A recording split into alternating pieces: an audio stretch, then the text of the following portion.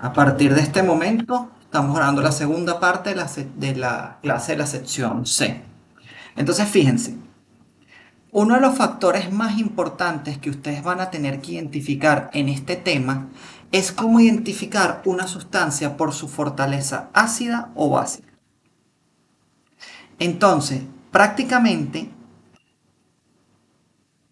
si ustedes se dan cuenta, disculpen, tengo un pequeñito problemita de... Ajá, listo, ya. Ajá, entonces, prácticamente, si ustedes se dan cuenta, un ácido fuerte, como nosotros ya sabemos, por ejemplo, la especie HA que está aquí, un ácido fuerte es aquella especie que se ioniza completamente en el medio de reacción. Entonces me forma A- más H más. Es una especie que se ioniza completamente y su constante de acidez, su Ka, es muy grande, mucho mayor a uno. Inclusive algunos dicen, por exagerar, que Ka tiende al infinito. No es que sea infinito, sino que es un valor muy grande. Por ejemplo, la Ka del ácido clorhídrico es 10 a la 7. Del ácido clorhídrico, del ácido brómico es 10 a las 9. Y del ácido hídrico es 10 a las 11. Entonces, ¿qué ocurre? Que esos valores son sumamente grandes. Entonces, el pKa de un ácido fuerte es menor a cero. Perdón, sí, menor a cero. Por ejemplo, si ustedes le sacan el pKa del ácido clorhídrico, que es 10 a la 7, siendo el pKa como el menos logaritmo de Ka,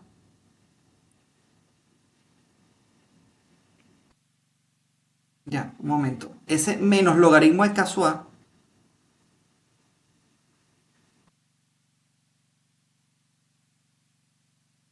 vendría siendo menos 7, el pKa del ácido clorhídrico. Entonces, los ácidos fuertes tienen una Ka muy grande, se ionizan completamente en el medio de reacción. Es por eso que aquí se representa con la misma altitud. Estos gráficos de barras, todos tienen la misma distancia, porque una vez que se ionizan completamente el ácido fuerte, la concentración de los iones generados va a ser la misma que la del respectivo ácido.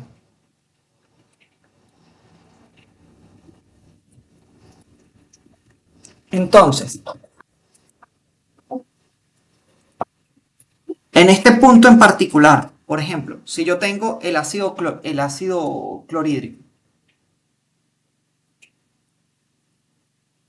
él se ioniza, está en agua, una solución acuosa, líquido, y él se ioniza completamente para formar iones H3 o más acuoso, más cloruro menos acuoso, y yo tengo condición inicial.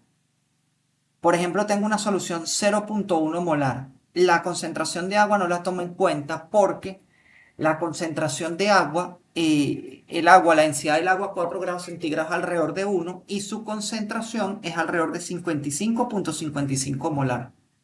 Su condición final va a ser que si inicialmente tengo 0 iones hidronio y 0 iones cloruro, este 0,1 molar pasa a 0, esto va a ser 0,1 molar, 0,1 molar. Por eso es que ambas curvas estaban representadas, la de HA y la de la especie A menos y H más igual, porque ocurre la completa ionización de las especies.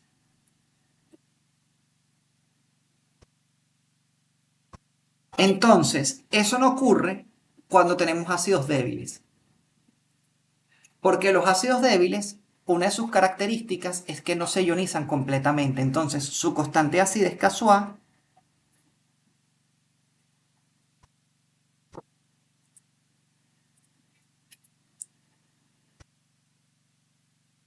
es menor a 1 y el pKa es mayor a 0. Por ejemplo, el ácido acético, que es un ácido orgánico fuerte, el ácido acético es un ácido orgánico fuerte porque es capaz de desprotonarse con una solución de bicarbonato de sodio. Si yo lo mido en medio acuoso, ¿verdad? Si yo lo mido en un medio como el agua, ustedes van a ver que en ese medio como el agua, perdón, la formación de acetato, perdón, H3 o más. Bueno, aquí lo puedo poner. H3 o más, ¿verdad? La formación de acetato aquí en este medio va a ser menor a la formación inicial. ¿Y por qué ocurre esto? Por esto que está aquí, que es muy importante. La fortaleza de un ácido o una base también depende en gran cantidad en el medio de reacción. Por ejemplo, el, si el yoduro de sodio es, un, es una sal que se ioniza o se disocia completamente en medio acuoso, porque el agua es capaz de separar los iones sodio de los iones yoduro, pero es un electrolito débil en un solvente como la acetona, porque el medio de reacción no es capaz de separar estas especies. Entonces todo depende del medio de reacción, que muchas veces no lo vemos. Entonces, aquí, sin haber visto ningún efecto estereoelectrónico, ¿hacia dónde se desplaza este equilibrio? Pueden escribirlo en el chat, el primero que está aquí. ¿Hacia dónde se desplazan? El uno y el 2. ¿Hacia los productos o hacia los reactivos?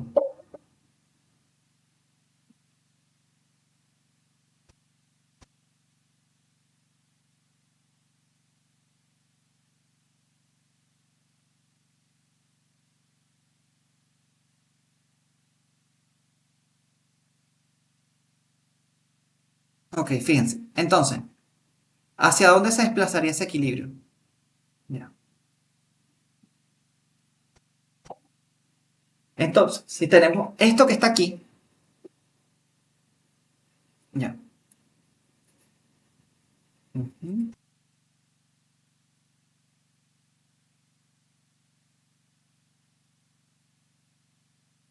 Eso que está aquí, tengo uno y tengo el 2. Entonces, fíjense, el pKa. El pKa me da una medida de la acidez. El pKa del ácido acético es 4,75 y el pKa del ácido fórmico es 3,75. Entonces, como sabemos que pKa es menos el logaritmo de Ka y que mientras el pKa sea más pequeño, el compuesto es más ácido, este equilibrio que está aquí, el primerito, está desplazado hacia los reactivos. ¿Por qué está desplazado hacia los reactivos? Sencillamente porque el ácido fórmico, su pKa es menor y por lo tanto es un ácido más fuerte que el ácido acético y desplaza el equilibrio hacia los reactivos. Mientras que este que está acá, tengo al fenol y al amonio. El pKa del fenol, del amonio, es menor que el del ácido acético, entonces este es más fuerte. Entonces el equilibrio también se va a desplazar hacia los reactivos. Esto quiere decir que el amonio tiene mayor capacidad, aunque de ceder el protón que el fenol. Entonces aquí el equilibrio también se desplaza hacia los reactivos. Bueno, nosotros vamos a tratar de responder estas preguntas, pero sin tener estos valores de p casual. Sabiendo la estructura electrónica, tenemos que hacer un análisis. Ok. Uno de los factores más importantes que nosotros no hemos tomado en cuenta o que no se toma en cuenta frecuentemente es el efecto del solvente. Un momento.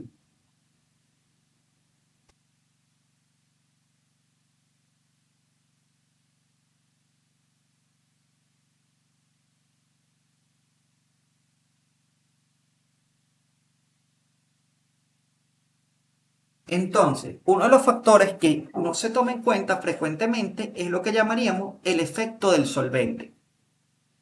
¿Por qué el efecto del solvente es importante? Porque el solvente tiene la capacidad de separar las sustancias. Por ejemplo, en el caso de la ionización de los iones, un ácido, por ejemplo, el ácido clorhídrico, H más cloruro menos, ya se los dije, es un ácido fuerte porque su base conjugada, que es el cloruro,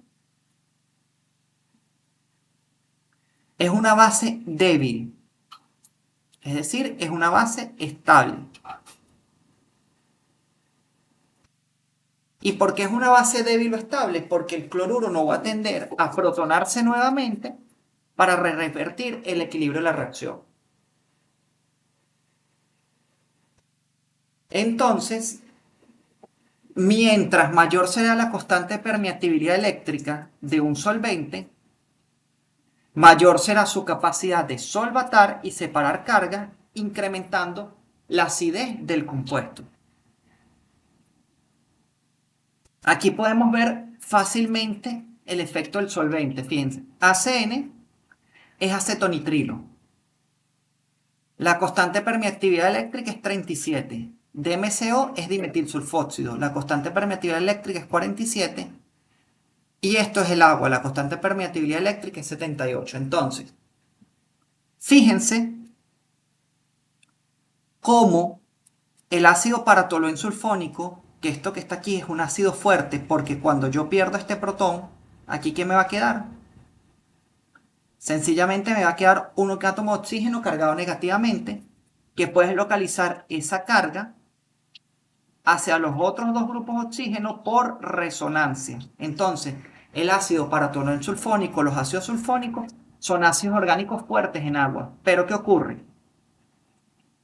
Este es el valor del pKa. Fíjense, en acetonitrilo es 8,5. La constante de permeatividad eléctrica es 37. Recuerden que la constante de permeatividad eléctrica, vamos a verlo aquí, tiene que ver con algo que ustedes ya vieron en física de bachillerato, que es la ley de Coulomb.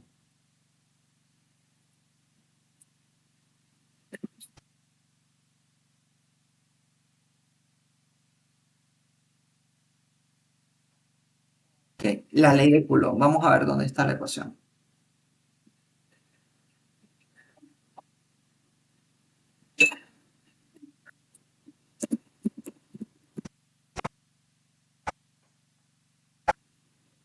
Ok, fíjense, esto que está aquí es la ley de Coulomb con la ecuación de Epsilon. Entonces, ¿quién viene siendo Epsilon en ese caso? Este término que está acá. Este término que está aquí abajo, vamos a ponerlo más pequeño. Este Epsilon es la constante de permeatividad eléctrica. F es la fuerza con la cual interaccionan dos cargas. ¿Pero cuáles dos cargas? Dos cargas de signo opuesto. Por ejemplo, o de signo igual también puede ser. Dos cargas opuestas, por ejemplo, un catión cargado positivamente, ¿verdad? Y un anión cargado negativamente. ¿Qué va a ocurrir? Esas dos especies van a tender a atraerse. Pero ¿qué ocurre? En un medio como el agua, que esta constante de permeatividad eléctrica es 78, esa fuerza de atracción va a disminuir 78 veces. En el caso del... Y por lo tanto, esta especie, un ácido se ioniza fuertemente porque el agua es capaz de separarlo. En el acetonitrilo, esa constante de permeatividad eléctrica es solo 38. Eso significa que la separación de las cargas y por lo tanto la estabilización de la ácido conjugada del ácido no va a ser tan buena.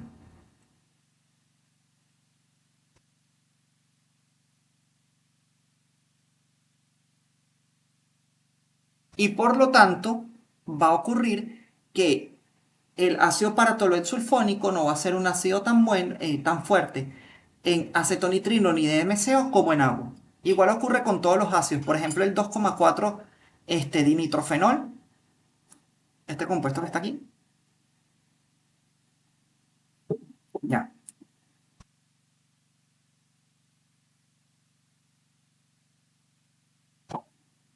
El 2,4 dinitrofenol o el ortoparadinitrofenol, pero 2,4 está bien, una mejor manera. Es un ácido que es muy fuerte en agua porque su constante es alrededor de 3,9, mientras que en solventes como acetonitrilo dimetilsulfóxido, fíjense que la constante de acidez en acetonitrilo sigue siendo menor. Básicamente, todos los compuestos polares que son fuertes en agua disminuyen su acidez en acetonitrilo. Igual ocurre aquí, por ejemplo, veamos este equilibrio. Este es el ácido acético en agua, se ioniza completamente, su Ka2 es 4.8. Si yo tengo un solvente como dioxano, que es un solvente no polar, porque aquí hay este oxígeno es más electronegativo que el carbono, hay un momento dipolar de este carbono hacia acá, un momento dipolar de este carbono hacia acá, y hay un momento dipolar total hacia este oxígeno de arriba. Pero los momentos dipolares son de igual magnitud y de sentido contrario, y por lo tanto el momento dipolar de esa molécula, el momento dipolar total, es cero. Entonces, a medida que yo incremento el porcentaje de oxano, es decir, estoy disminuyendo la polaridad del agua, hasta que tengo, por ejemplo, una mezcla 18% agua, 82% de oxano, el pKa, que era 4.8, aumenta a 10.1 y así sucesivamente. Por ejemplo, en benceno, que es un solvente que es totalmente no polar, la Ka2 es tan pequeña que el compuesto no se mide, no se ioniza. Entonces, ¿qué características estructurales van a determinar la fortaleza de un ácido? Bueno, básicamente vamos a tener entre las características estructurales que van a determinar la fortaleza de un ácido, vamos a ver la fortaleza del enlace HA. Si este protón sale fácilmente, es un protón acídico.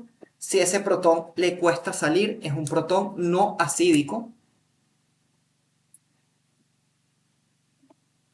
Adicionalmente, veremos la estabilidad de la base conjugada, que es el factor más importante para definir si un compuesto viene siendo ácido o no. El tamaño de la base, la electronegatividad y los efectos más importantes van a ser los efectos de hibridación, inductivo, resonancia, estéricos, puentes de hidrógeno. Entonces iremos estudiando a lo largo de la clase todos estos efectos para ver cuándo un compuesto es más ácido o menos ácido para los ácidos, para mis compuestos ácidos y para mis compuestos básicos.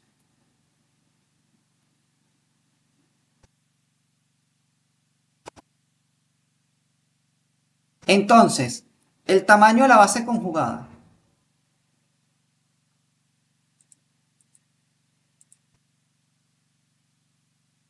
Es algo sumamente importante, porque mientras más grande sea la base conjugada, el compuesto va a ser más acídico. ¿Por qué? Porque la relación carga-radio es menor, es decir, va a existir menos probabilidad que este compuesto se protone. De nuevo, vamos a buscar algo para explicárselo.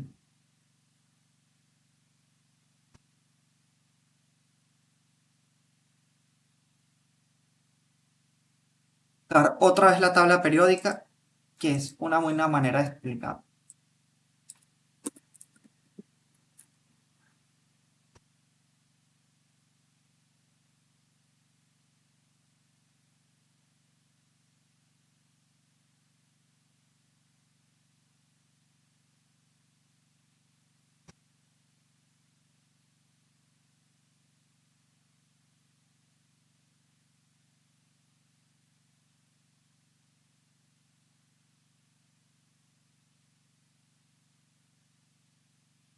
Fíjense. Tabla periódica de los elementos. Y me voy a enfocar en solo los halógenos. Solo me voy a enfocar aquí en mis compuestos, mis halógenos. Y en los halógenos básicos, flúor, cloro, bromo y yodo.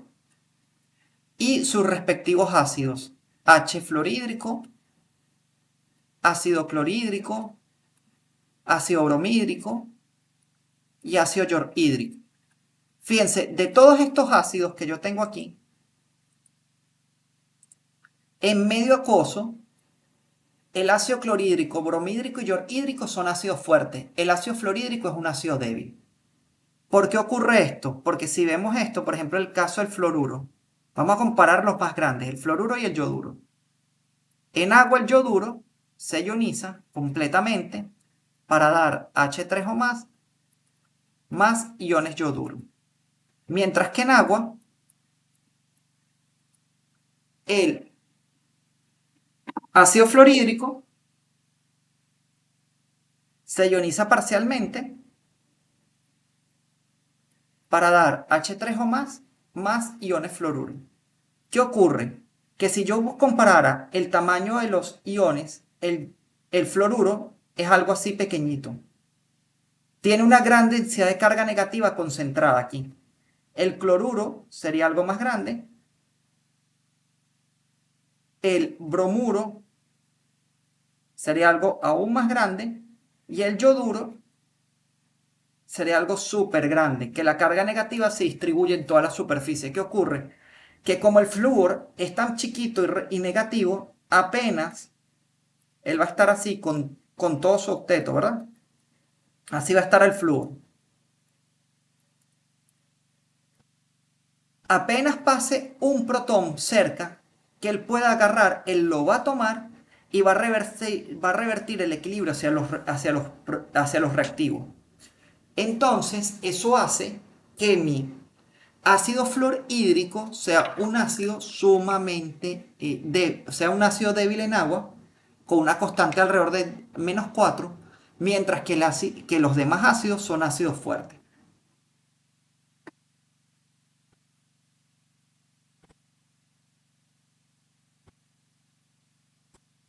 Si tienen alguna pregunta, con gusto la hacen. Entonces, ahí está el tamaño de los halógenos. Está la explicación perfecta, fíjense. El ácido hídrico es muy grande.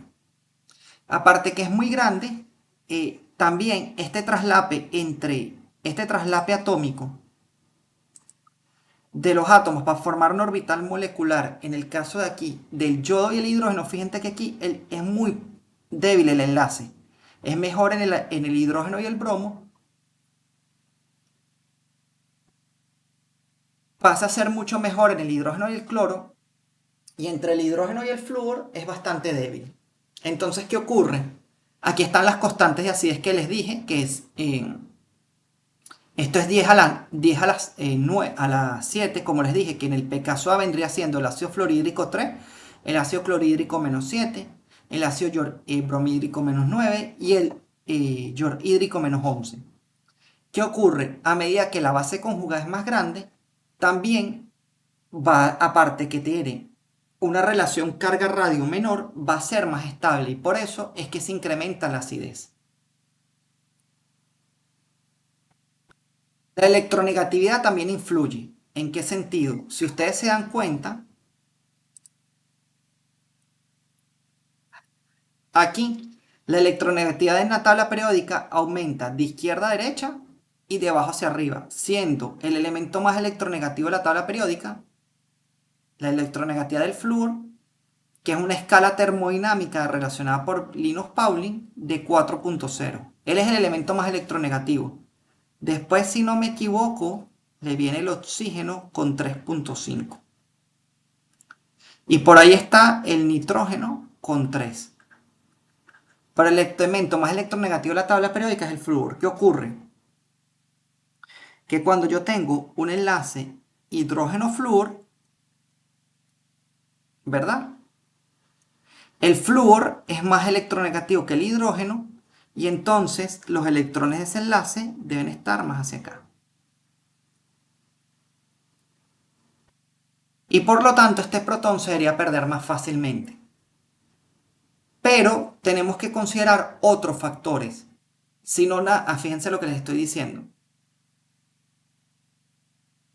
El flúor es el más electronegativo, después viene el oxígeno y después viene el nitrógeno empatado con el cloro. Por ejemplo, el yodo tiene la misma electronegatividad que el carbono. Entonces, si nosotros hacemos solo el análisis de electronegatividades, si nosotros hiciéramos solo este análisis de electronegatividades, diríamos que el ácido más fuerte es el ácido fluorhídrico, porque es el que se ioniza más fácilmente. Pero también tenemos que considerar la estabilidad de la base conjugada, que es el factor más importante, y la capacidad el tamaño de la base conjugada y su relación carga-radio, porque el yoduro no se va a protonar tan fácilmente como el fluoruro.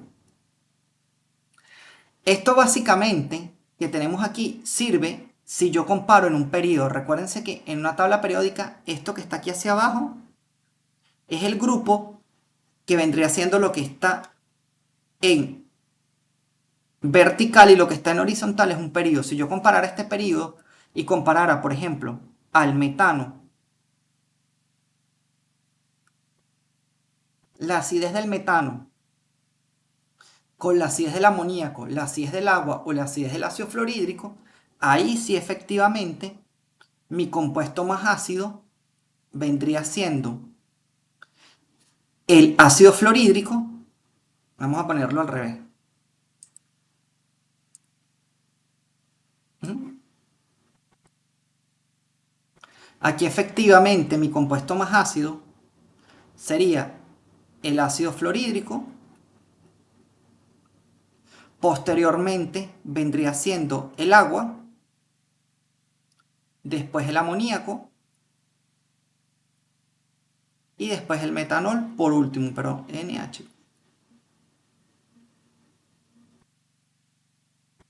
Ese sería el compuesto más ácido, el orden de acidez.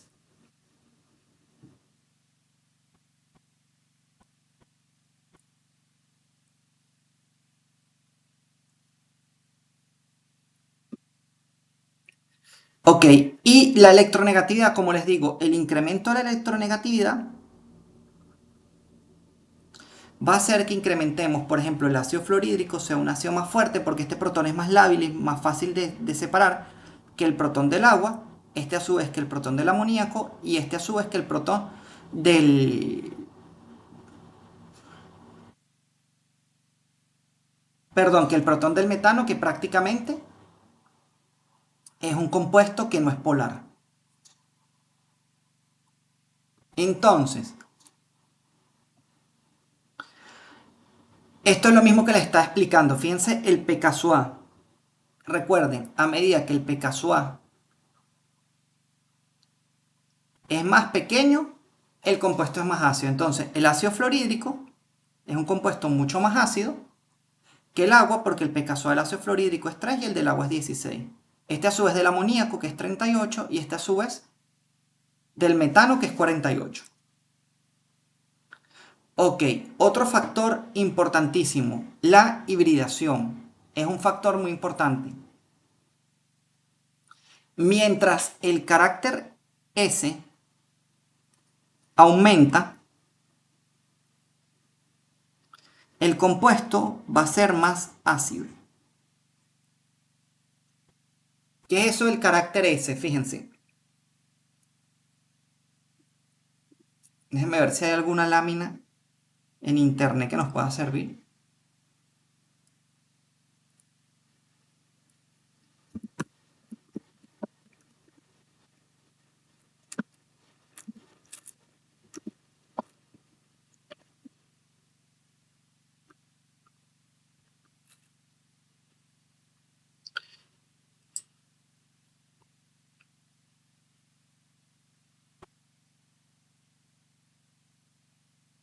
No veo algo. Bueno, esta lámina está bastante... Bueno, es la misma que yo tengo, no vale la pena. Bueno, fíjense. ¿Qué es eso del carácter S? En una hibridación, cuando yo tengo los orbitales de un átomo, ¿verdad? Ustedes se acuerdan que se llenan, por ejemplo, el carbono. Yo siempre lleno 1s2, 2s2, 2p2. Y si ahorita voy y tengo, por ejemplo, el flúor es 1s2, 2s2, 2p5. Fíjense, yo siempre estoy llenando primero el orbital s y después de llenar el orbital s, lleno el orbital p. ¿Qué significa eso? Que si yo lleno primero el orbital s y después estoy llenando mi distintivo orbital p,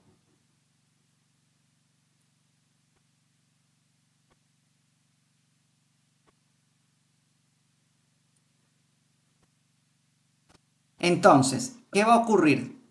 Que en mi diseño de átomo, el orbital S es un orbital más interno. Quiere decir que los electrones que están en el orbital S están más cerca del núcleo que los del orbital P. Entonces, si yo tengo tres tipos de hibridaciones, sp3, sp2 y sp. Fíjense, aquí tengo cuatro orbitales, ¿verdad? Cuatro orbitales. Total, cuatro orbitales.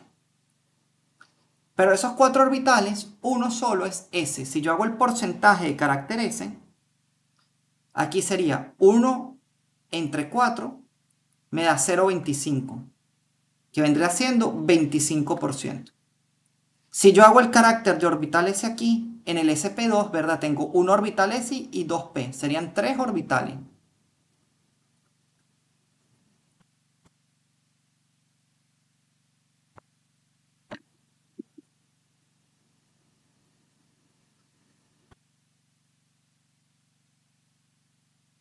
Entonces, serían tres orbitales. Entonces sería, si yo hago el carácter de orbital S, que vendría siendo 1 entre 3 por 100, serían 33,33%.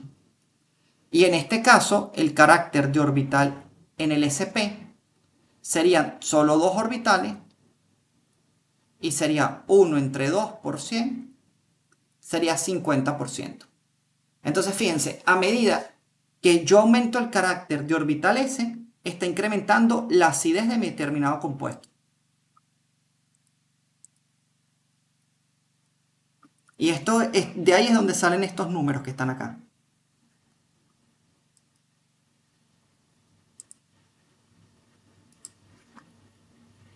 Entonces, fíjense, 25%, 33%, 50%. Entonces, si yo tengo el etano, fíjense, ¿el etano qué hibridación tiene? El etano tiene una hibridación sp3. El carácter de orbital S es apenas el 25%. El etileno tiene una hibridación sp2. El carácter de orbital S es 33,3%. ¿Verdad? Etano, eteno y etino. El etino tiene un carácter de orbital S de 50%. Entonces, como los electrones de cuando yo pierda la reacción ácido-base, ¿cuál va a ser la reacción ácido-base aquí?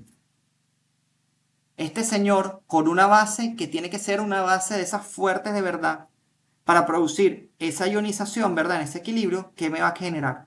CH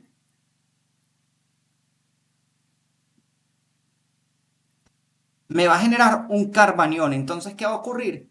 El carácter, a medida que yo aumento el carácter de orbital S, el etino debería ser más ácido que el eteno y esta a su vez más ácido que el etano. Y aquí están los valores. El etino es apenas 25 pKa. No es ácido, en verdad necesita una base muy fuerte para romper ese enlace carbono-hidrógeno. 36 del eteno y 42 del etano.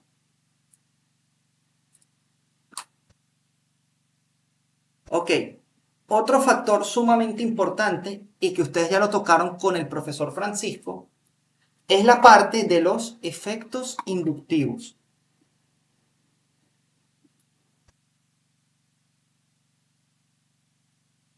Entonces, ¿qué me dicen los efectos inductivos?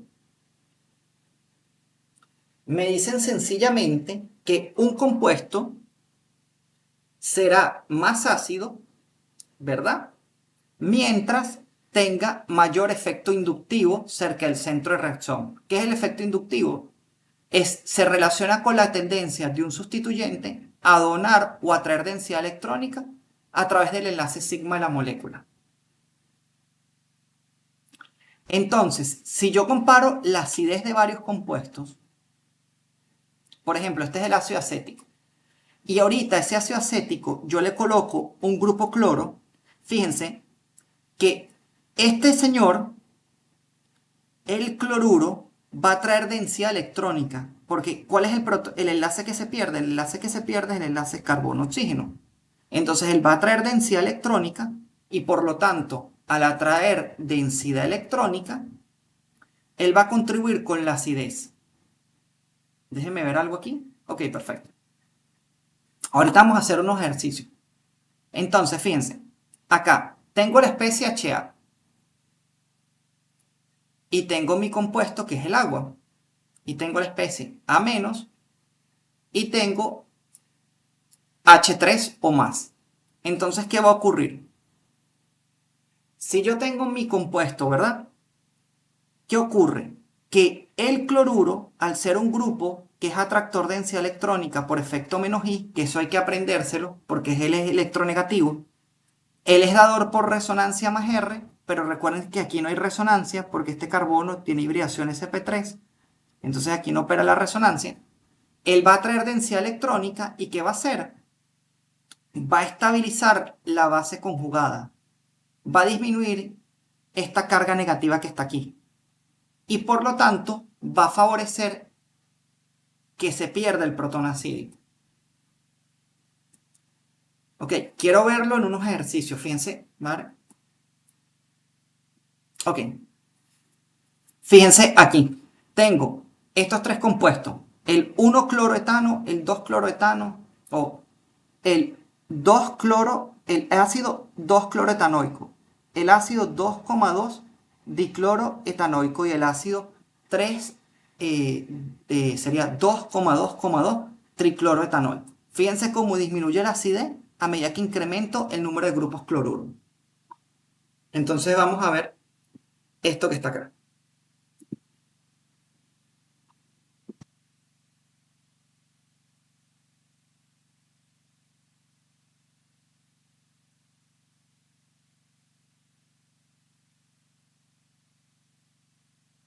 Ok, la pregunta sería,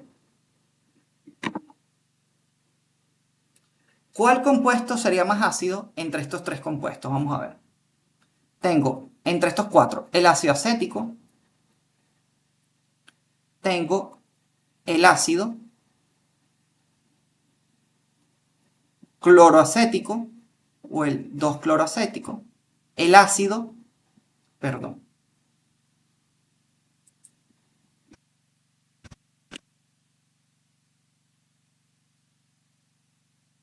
2-cloroacético y el ácido tricloroacético en agua. Entonces, ¿qué va a ocurrir? Acuoso, acuoso, acuoso y acuoso. En presencia de agua, H2O líquido más H2O líquido más H2O líquido más H2O líquido. Se disocia, ¿verdad? Este compuesto se ioniza, perdón, completamente.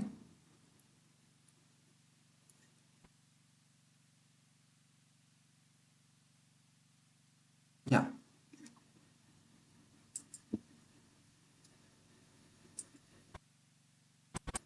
Ok.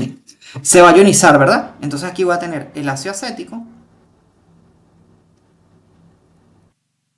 más el agua. Aquí voy a tener un cloro, ¿verdad?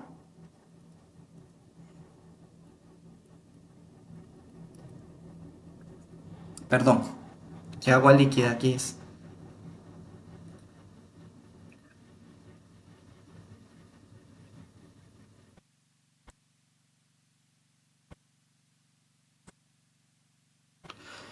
Aquí es H3 o más.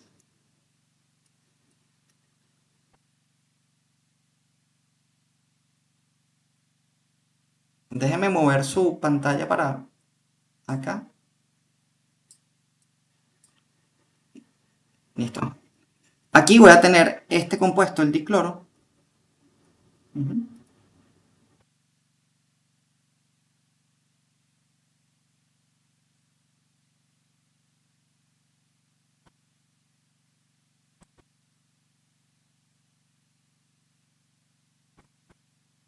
Aquí vamos, C.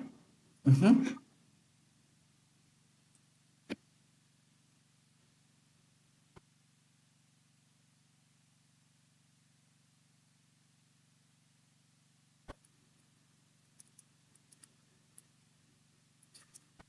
Y aquí tenemos 3.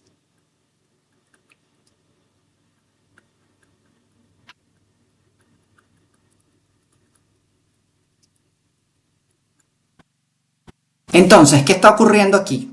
Fíjense que la acidez va a aumentar de arriba hacia abajo. ¿Por qué? Porque a medida que yo incremente el número de grupos cloruro, esa carga negativa que está ubicada sobre aquí va a ser, en vez de ser una carga negativa así gigante, va a ser una carguita negativa pequeña. Entonces, no se va a protonar para revertirme el equilibrio hacia la formación de los reactivos. Eso es lo que yo les estoy llamando con el efecto estabilizador de la base conjugada. La base conjugada va a ser que esta carga negativa que está aquí inicialmente, perdón,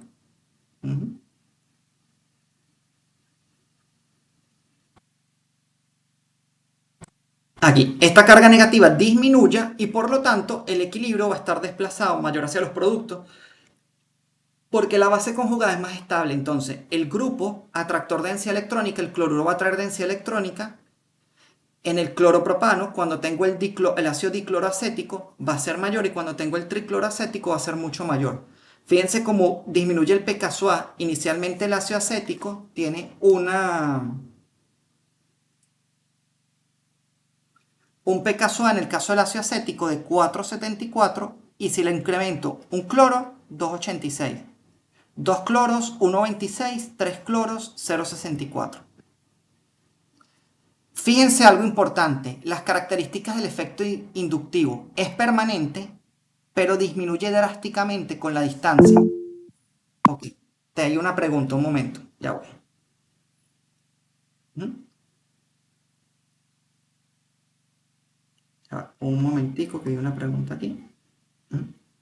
Ajá.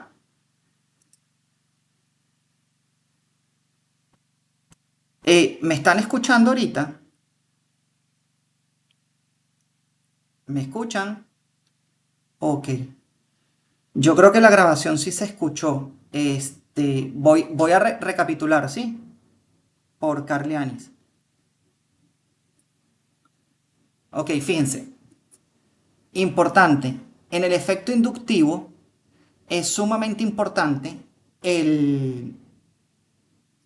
lo que les digo, que disminuye con la distancia y es permanente. Por ejemplo, si yo tengo un grupo cloro en posición 2 cercano al centro de reacción, mi centro de reacción en este caso es el grupo del ácido carboxílico. Ujú. Y yo tengo un cloro en posición 2, en posición 3 o en posición 4, fíjense, en posición 2, 1, 2, el pKa es 3,86. Si yo lo coloco en posición 1, 2 y 3, estoy más alejado del centro de reacción. Entonces la acidez debería disminuir. Y si disminuye la acidez, el pKa debería aumentar. Entonces fíjense aquí, el pKa pasa de 3,86 a 4,10. Igual aquí, 1, 2 y 3. Aquí, ¿verdad? La acidez, como estoy más alejado aún del centro de reacción, perdón, sí, 1, 2, 3, el pKa sigue aumentando. Y esto es sumamente importante, se los tengo, yo ya les compartí las láminas de clase. Déjenme verla ahora un momentico. Ok. Esto es sumamente importante. ¿Cuáles grupos son dadores de densidad electrónica por efecto inductivo y cuáles grupos son atractores de densidad electrónica por efecto inductivo? Entonces, básicamente, casi todos son atractores de densidad electrónica por efecto inductivo, a excepción de estas especies que están aquí. Del resto, todos son atractores de densidad electrónica por efecto inductivo.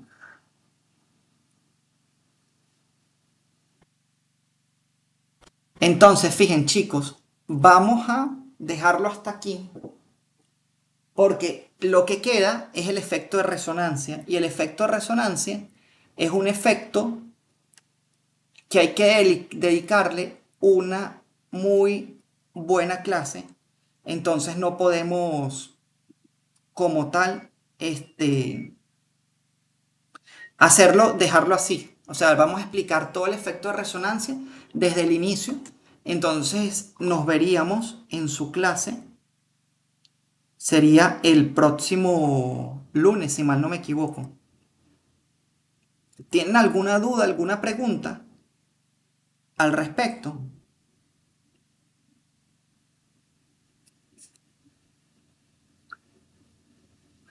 Déjenme detener la grabación. Hasta aquí la segunda parte de la clase de la sección C.